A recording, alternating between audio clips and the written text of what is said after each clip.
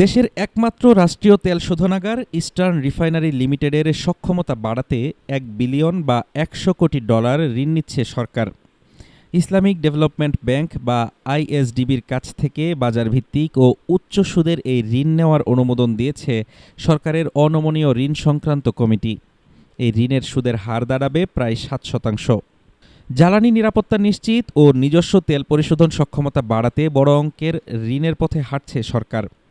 Eastern রিফাইনারির দ্বিতীয় unit চালুর মাধ্যমে সক্ষমতা বছরে ৩০ লাখ টনে উন্নীত করতে নেওয়া হচ্ছে $100 কোটি বৈদেশিক ঋণ, দেশীয় মুদ্রায় যার পরিমাণ প্রায় 12,300 কোটি টাকা।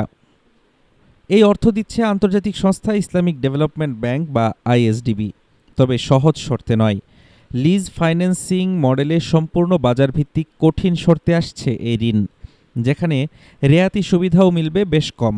সম্প্রতি অর্থ পরিকল্পনা মন্ত্রী আমির খসরু মাহমুদ চৌধুরীর নেতৃত্বে সরকারের অনমনীয় ঋণ সংক্রান্ত কমিটি এই ঋণের অনুমোদন দেয়।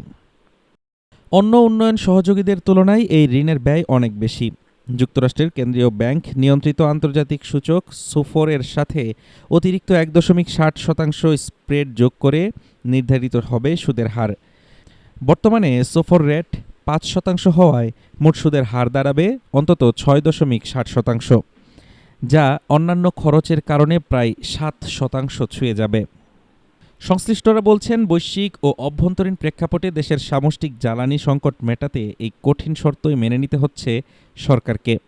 তবে এর সুদূরপ্রসারী ঋণ ঝুঁকি কীভাবে সামাল দেওয়া হবে সেটা নিয়ে রয়ে গেছে বড় প্রশ্ন। হাফিজুর রহমান তুষার, ঢাকা টুডে।